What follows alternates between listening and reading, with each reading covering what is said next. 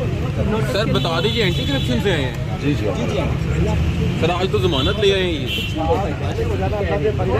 यार थोड़ा सा क्या लिखा है इकबाल साहब।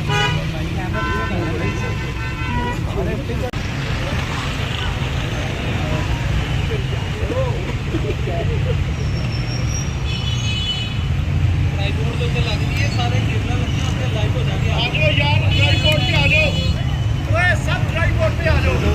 सारे ट्राइपॉड पे आए हैं जी, तो कोई ट्राइपॉड नहीं।